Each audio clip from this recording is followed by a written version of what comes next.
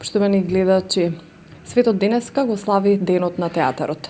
Театарската уметност, пак тука во Струмица, е нешто кое што се негува со децении и децении и кое што живее во културниот живот на секој еден граѓанин. Повод повеќе да поразговараме со првиот човек на Центарот за култура Антон Панов, господинот Ванчо Патриков, околу Светскиот ден на театарот и која е иднината на нашиот театар.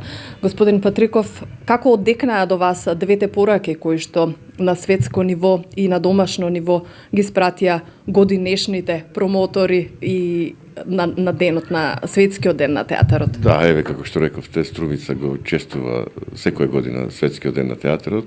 Годинава пораката, светската порака ја направи Карлос Сандерас, актер од Куба, а националната порака ја направи Југослав Петровски, драмски писател. Ние секоја година даваме значение на тие пораки, ги прифаќаме и ги нудиме на публиката.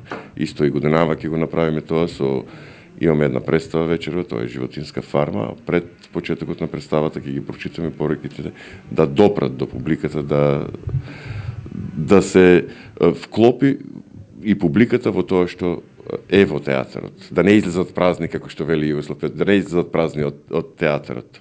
Инаку ние годинава ќе прославиме и 70 години од постоењето на театарот во Струмица и се надевам ќе имаме богата програма со која ќе го одбележиме тој јубилеј во текот на целата година. Така, спомнавте Животинска фарма и пораката на Југослав Петровски, токму тоа викам успешна представа или кога публиката излегува со петтиот елемент, со нешто плюс во себе, доживува своевидна катарза. Годинава Струмичкиот театар че нам направи неколку добри представи, сета чест нели на сите представи, секој има свој труд, меѓутоа петтиот че освои награда. Животинска фарма е мощна, популарна, се бара билет повеќе. Комедијата Забрането смеење го исполнували Струмичкиот театар заветот на театарската уметност и она што во пораката можевме да го прочитаме и како вие како прв човек сте задоволен од продукцијата која што се случи во минатите месеци? Па еве, ние последната година правевме напори да направиме една програма. Струмичкиот театар беше заглавен во некоја ситуација со програмскиот дел, со изборот на текстови, со изборот на режисери. Ние минатата година направивме 5 премиери кои секој за себе носи значење и допре до публиката. Рековте, еве, Забрането смеење е една комедија за која се бара карта повеќе. Животинска фарма е представа која се надевам годинава ќе допре до публиката не само во Македонија, планираме да ја посетиме скоро цела Македонија, меѓутоа и на фестивали надвор од Македонија. Тоа е проект кој заслужува внимание. Во моментот еве работиме еден нов проект, почнавме да работиме Булгаков, што е предизвик за секој актер, предизвик за секој театар и морам да спомнам, минатата година одигравме 125 представи, што не се случило последната деценија во Струмичкиот театар. Се надевам дека ќе заживее и театарот, меѓутоа ќе живне и публиката, ќе сака да дојде во театар, ќе сака да гледа добри представи. Се надевам на барање на публиката ќе успееме да направиме таква програма со која ќе ужива. Да. Каква е екипираноста за да има еден добар театарски производ, нели пред се треба да има и од добра актерска екипа, па сите театарски работници кои што се вклучени во еден проект, дали е задоволителен бројот на вработени на луѓе кои што го нели треба да го создадат тој театарски производ? Па вака, во Струмичкиот театар зборуваме, неопходно е вработување на нови актери, неопходно е вработување на сценска техника.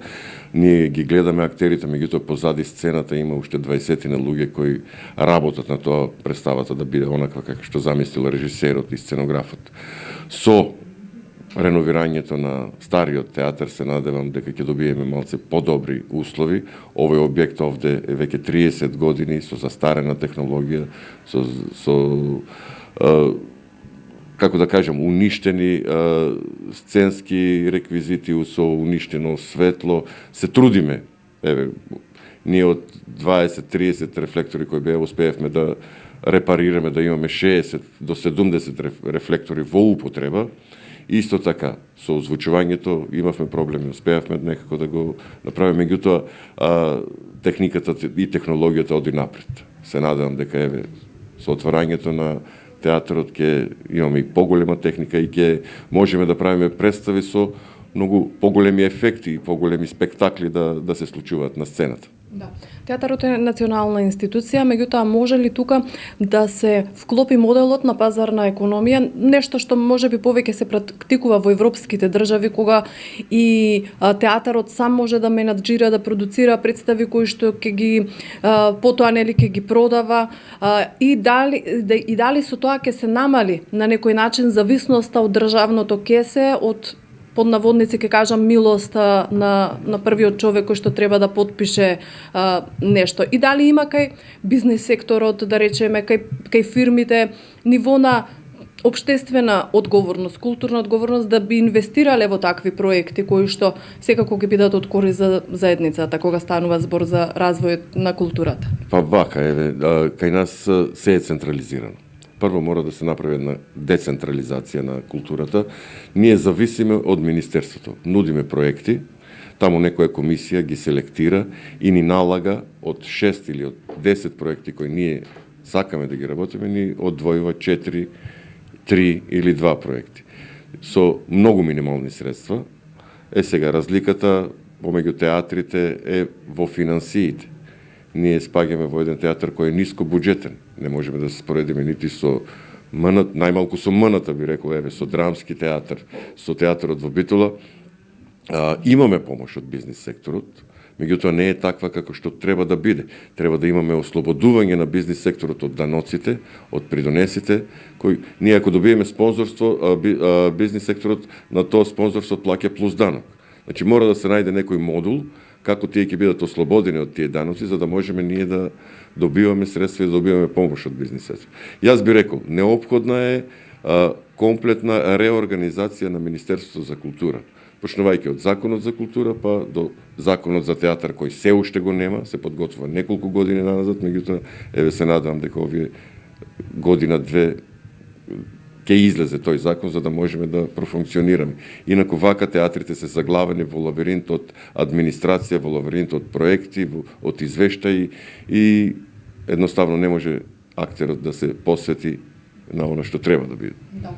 И за крај на овој разговор, дали имате најава, дојава, информација кога храмот на театарската уметност, кој што верувам секој ден струмичанец е љубител на театарот го очекува, прв пат да седнеме во новиот објект на театарот и да погледнеме некоја театарска представа. Неколку години веќе наназад очекуваме, дали има временска рамка до кога би траело тоа?